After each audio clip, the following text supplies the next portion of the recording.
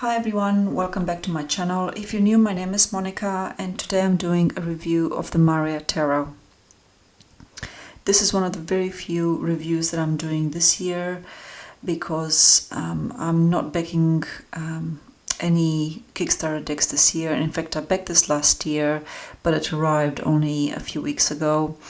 And I decided for this one I'm going to do a review because I find this deck utterly exceptional and incredible. I absolutely love it. Yes, that's a biased opinion. Yes, it is a subjective review. I think most reviews are subjective out there. So let's get into it. So the Marea Tarot is the creation of Maša Kulenović, and I'm sorry if I have mispronounced that.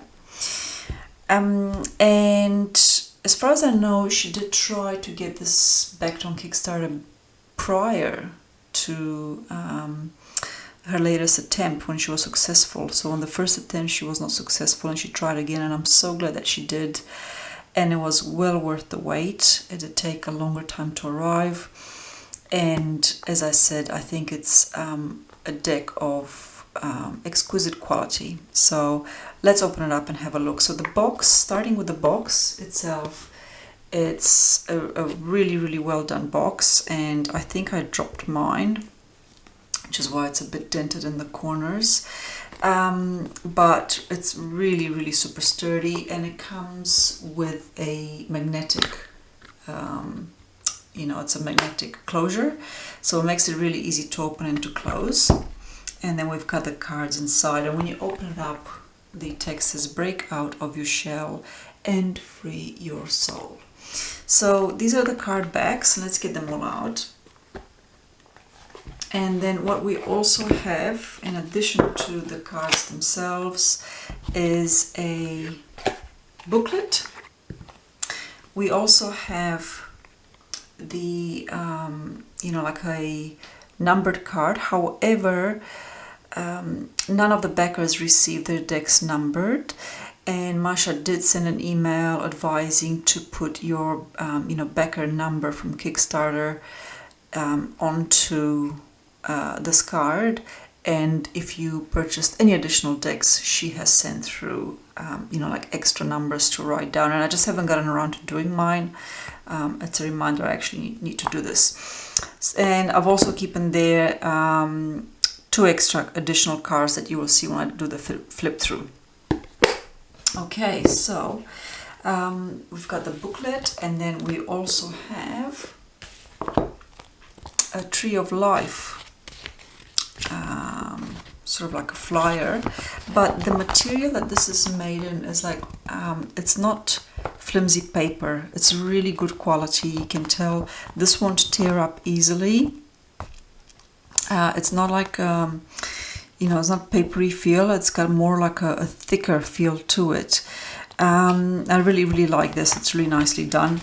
And on the back we've got a wheel with the astrological signs and correspondences and things like that, like right from the elements through to the zodiac signs and so on and so forth. It's really nicely done, and it's a really good reference guide.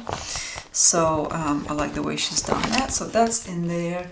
And then the booklet itself is very well executed, really well executed. It's got color images of all the cards. Okay, so all the cards are featured in color, same size for majors and for minors.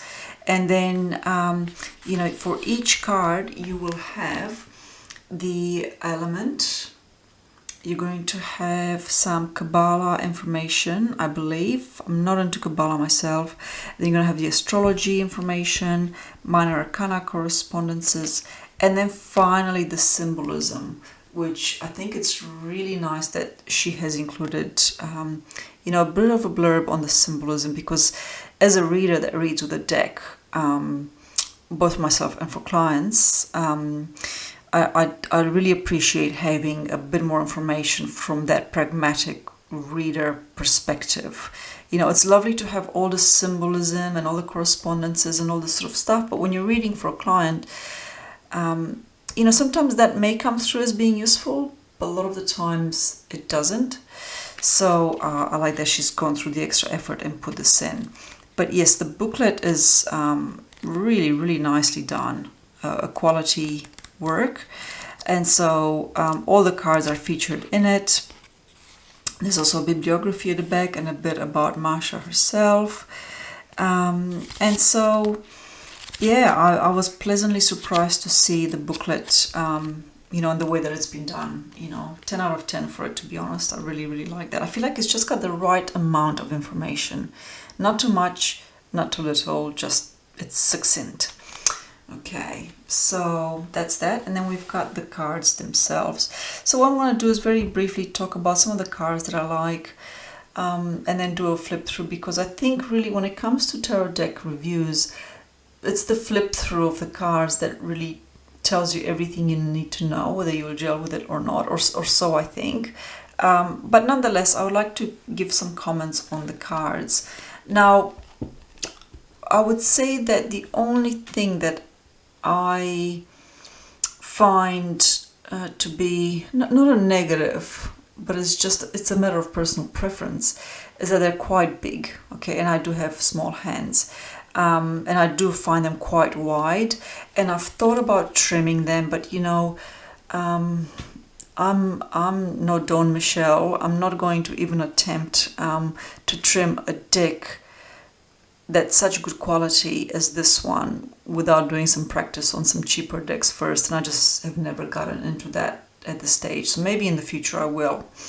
Okay, so the cardstock is really, really beautiful. It's flawless. I believe it's a bit of like a linen type. It reminds me of the Pagan Otherworlds and that sort of cardstock. It's just absolutely beautiful. And if I put it down, you'll see they just glide over each other just effortlessly. So you can do like a fan, you know, just fan them out without them getting stuck together. You know, with some decks, because of the card material, the cards get stuck together and you just can't do this really nice, flawless fan, which I really like. It's a really nice effect. Okay, so that's the cardstock, the card size. And as for the card images, before I show you the cards, I personally think that she's done an incredible job. Absolutely stunning and gorgeous, and you'll see why. So yes, this is a deck based on the Thoth Tarot by Aleister Crowley and painted by Lady Frida Harris. So it is a Thoth deck, and it borrows from the Thoth very heavily, but I feel like it's got its own unique flavor. You know, it stands on its own, okay, even though it comes from that lineage. Yeah, I think that I would happily work with this deck and not feel some of the associations that I feel with the Thoth in terms of Aleister Crowley and his background and all that sort of stuff. So the first thing that I think that she's done absolutely brilliantly is the colors. Now, and the color association with the elements in particular, it's absolutely spot on here. So I pulled out the queens to give you an idea. Okay, so we've got, hang on, let me just move this a bit further back. Okay, we've got the Queen of Wands. Then we've got the Queen of Cups, the Queen of Discs, and the Queen of Swords. And goodness, I mean, this is what I mean about the colors. Here is the Wands, which is the element of fire, and you really do have that vibrancy and that, you know, that punch of fiery red that, you know, just comes at you. Like, it's just so intense and so bright. And love the sun behind her, you know, and everything about this card says to me vibrancy and zest for life and energy and action and extroversion, and, you know, it's fire, and she's done like the fire all throughout the cards so nicely. And then we have like the Queen of Cups, and what a difference in the color this is. You can see it captures the energy of the cups so well in the Queen of Cups, which is that more quieter, introverted, sensitive energy, all right? introspective, inward looking energy, right? So, the lilies and the water and the plants and the big moon behind her, I think is just so beautiful, absolutely stunning. Then we've got the Queen of Discs or Pentacles or Earth, the Earth element. And here we have, those grounded earthy tones of browns and greens, and sort of like a touch of yellow as well, but primarily browns and greens, and it's just a really beautiful grounded energy. I absolutely love the way that it's captured. And then finally we have the Queen of Swords, which is air, the air element. We've got the clouds, and I really like the crystal behind her. And yes, there is some nudity in the deck, and she's holding the sword and holding a a head. Oh, love it. So this is a really nice example of just how well the colors are used really effectively to demonstrate the energy of each element. Okay, and then I thought I would show you some of like a few cards that I really like. There's no cards that I can say I don't like with this deck. It's taking me by surprise. I'm not a reader of Thoth, but I will be. This deck just really invites me to perfect my craft when it comes to the Thoth Tarot. And I did used to have a Thoth deck back when I was in New Zealand many years ago, and I gave it away before I moved to Australia. And I would like to get a Thoth deck once again, but for now I think I'm going to be really happy just to work with the Marea Tarot. So let's have a look. Some of the cards I love. Here is the Priestess. Right, so once again, that color associated with this really inward and intuitive colors, of going deep within, of connecting to the celestial realm and to the other side, the spirit side. Absolutely love this. Absolutely beautiful. So that's the High Priestess. Another major arcana I loved is the Empress. There's a lot of different colors here, but we also have the idea of like flowers and animals, and the pomegranate, and the idea of fecundity and fertility and growth, and that's what the Empress is. And really nicely captured, absolutely beautifully captured. And yes, she is, to my eye, she's sitting in like a wheelchair, and I haven't read the booklet to actually look at all the symbolism in the cards, but I think that's really beautiful, because it's really saying that growth and fertility, or growing something in life is it can happen regardless of where you're at in your circumstances. So really love that. And then we have the Emperor. I only have 4 major cards to showcase, but I'll do the full flip through later on. Again, passion. So much red in this card. Passion and drive and willpower. The color of blood. There's lots of associations with the Emperor that come through really strongly in this card. And finally, one that took me by surprise, and I absolutely love from the major arcana, is the Moon. All the major arcana is fantastic, but this one really got me. I so love this Moon. I can't even explain why, because it's at that feeling level. It's when you really understand something, and if you try and explain it, it's almost like words don't do it justice. Of course, it's important to try and explain it with words and with reasoning, but at the same time, I don't know, there's something about this Moon card that captures the Moon energy absolutely 100%. I think it's so nicely done.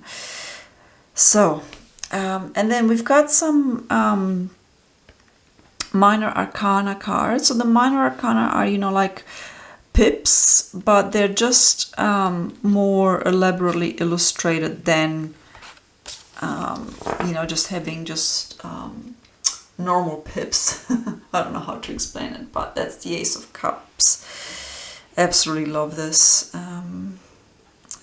You know, the Ace of New Beginnings and deep feelings and connection to spirit and to love, and our capacity to love and to fall in love. Yeah, really, really nice. And then Four of Swords. I think that this Four of Swords, like the first keyword that struck me with this is peace. You know, just like that restful peace and quiet, which is the Four of Swords. That you know, and I know that I'm layering a bit of the Rider-Waite-Smith in here, and perhaps as I get to work with the Thoth more, I will make that separation a bit more, I hope, because I know that the Thoth lineage has some different keywords to the minor arcana than the Rider-Waite-Smith, but nonetheless, this has really struck me that this is a really peaceful card. The Three of Swords, absolutely gorgeous. I just, oh, you know, it's done so. I mean, I could have this as a painting, like a really big painting in my house. I love this particular shades of blue-green. I don't know if that's, it's got a name for it, to it. The Nine of Swords. I even like the Nine of Swords, which is such a traditionally difficult card, but I don't know. You know, even though you've got the blood sort of dripping from the swords, and it is a difficult card, it's visually really aesthetically pleasing to me, all right? And I'm not an art critic or anything like that.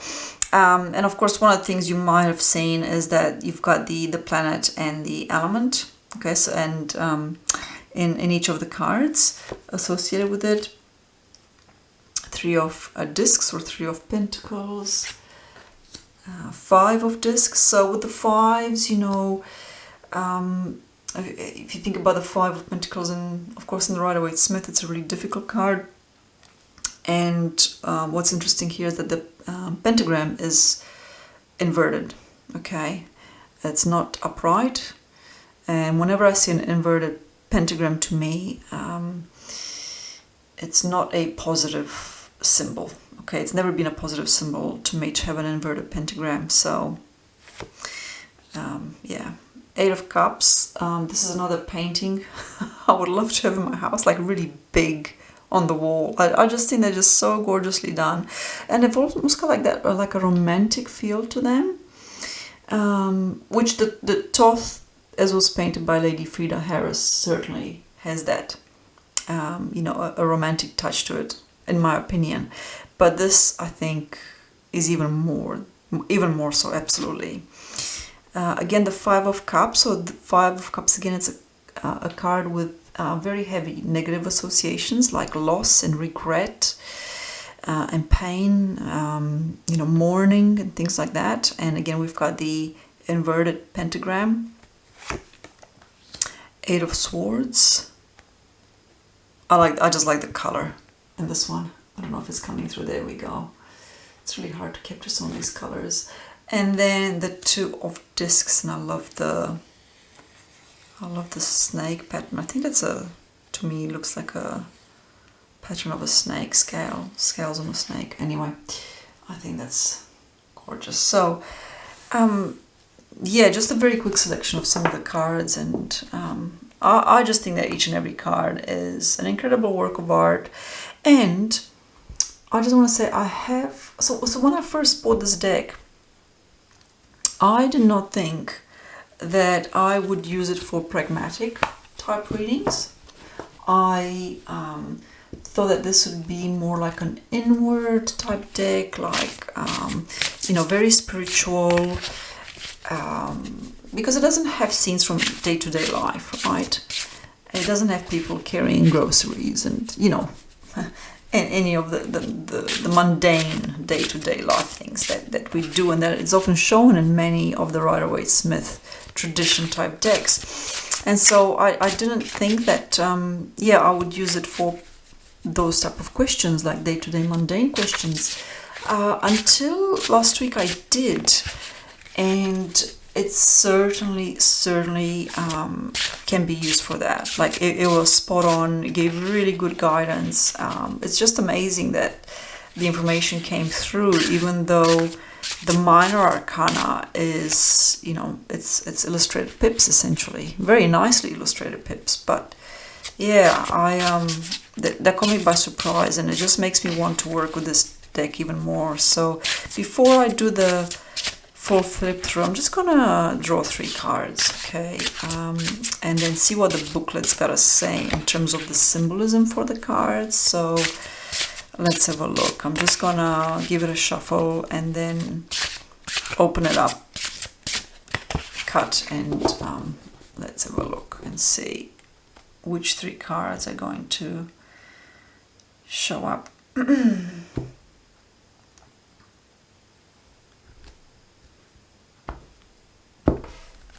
Okay, so we've got, first one is the 7 of Discs. Okay, and with the 7 of Discs, let's have a look. What does the booklet have to say?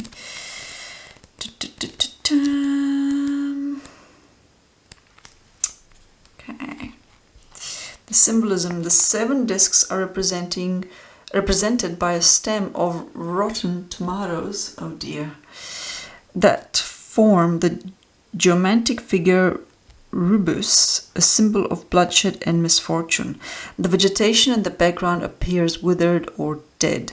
In the 7 of Discs, the dwindling vegetation represents the death of matter in the total absence of spirituality. As we have become disconnected from nature, we have exploited her for our own gain. Here we are forced to acknowledge the damage we have caused. Very interesting. Okay, so that's the 7 of Discs, and the next one is Art. So this is Temperance. This is the Temperance card, the Art, and we've got someone with a mask or 2 faces, right? And then we've got the Lion, and I'm not sure what that is. Let's have a look. Go back to the major arcana. Symbolism. This image represents the realization of the chemical wedding of the lover's card. The 2 figures have become a single androgynous figure. The green robe symbolizes fertility and the balancing of dualities that results from the union between the emperor and the empress. Interesting. Ancient alchemists describe their work as the art of perfection or philosophical art. By combining the opposing elements of mercury, water, and sulfur, fire, alchemists thought to produce the purest metal, gold, from the basest matter. This art form, known as solve e coagula, dissolve and conjoin or break down and reform, metaphorically describes the process of perfecting the personality, a process that involves the integration of contrasts and the bringing to the surface the things that remain unresolved so that they may be purified by the higher self, the rainbow. Finding harmony between body, soul, and spirit, or finding a remedy to a difficult situation by judging it objectively can often be challenging, but it allows us to temper our nature and to find balance or a middle way. So this is so spot on. This is some of the stuff that I've been working with, actually. It feels like for years now. It probably is years. I mean, this is a life path thing, really, isn't it? Life path process. And then we've got the Hangman, and I love this Hangman. I love the colors in this Hangman. I think that it feels a bit aquatic to me, but yeah, I think that's really, really gorgeous. So the Hangman, another major. We've got the symbolism for the Hangman. The Hangman represents a rest, an impasse from which we cannot move. We can only accept our impotence and wait. Only by becoming humble and sacrificing our ego can we connect with our higher self to find a solution to our predicament. The snake coiled around the man's left ankle indicates that the man is unconsciously aware of his situation. His head is turned towards the black serpent in the deep waters, the subconscious shadows, of which he is afraid. It is only when he acknowledges the serpent above that binds him and keeps him alive that he may reject his fear and be free. Depicted against a grid-like rubric, squares in the background, the hangman sacrifice sets him apart from the typical patterns and constraints of society. I didn't even realize that there is a square background to this, and I only see that now that I've read the booklet. So yeah, really, really good booklet. I think that's fantastic. I think the colors are just stunning. Okay, let me put this all together. So to conclude, this was one of the few decks that I purchased last year, and boy, am I so glad that I did. I personally couldn't rate this deck high enough. Like, I would give this pretty much a 10 out of 10. And I really look forward to working with it and really starting on the Thoth journey, because this is the deck that will be my Thoth, my favorite Thoth deck, I can say. I mean, I still want to get, Lady Frida Harris's original Thoth, but I kind of want like an older version, like from the 70s, and they cost a pretty penny, so I'm just gonna wait on that. So with this said, I shall do a full flip through of all the cards, including the extra cards. And before I go, I just want to say thank you so much for joining me. Thank you for watching and supporting my channel. And until next time, take care. Okay, so just a quick note. I actually forgot to mention this, even though I had it in my mind too. But I completely forgot. And it's regarding the court cards. Okay, so this is for those of you who are not very familiar with the Thoth tradition. Thoth changed the court cards significantly to the Rider-Waite-Smith tradition. And so what we have in the Thoth, instead of pages, knights, queens, and kings, we have princesses, princes, queens, and knights. Okay, so the knights... Now, I'm not an expert on Thoth, so I might get this wrong. But as far as I understand it, the knights replace the kings. And, the princesses are the pages and the princes are the equivalent of the knights. But I don't think it's as simplistic as that. Like, I don't think you can just replace, knights, or not replace, but interchange knights with kings and, say, princes with knights. I think there's more beyond this new association. And I'm yet to look into that, in depth. But I did want to mention it in case any of you watching are new to this whole Thoth and the whole Thoth divination system. And you go out and you decide to buy a deck without realizing this, because it can be a bit confusing. I know it is to me, and I think it takes a while to, try and dig deeper into why Aleister Crowley made the changes that he did, and I do think it's worth mentioning. So that's just my final two thoughts on it.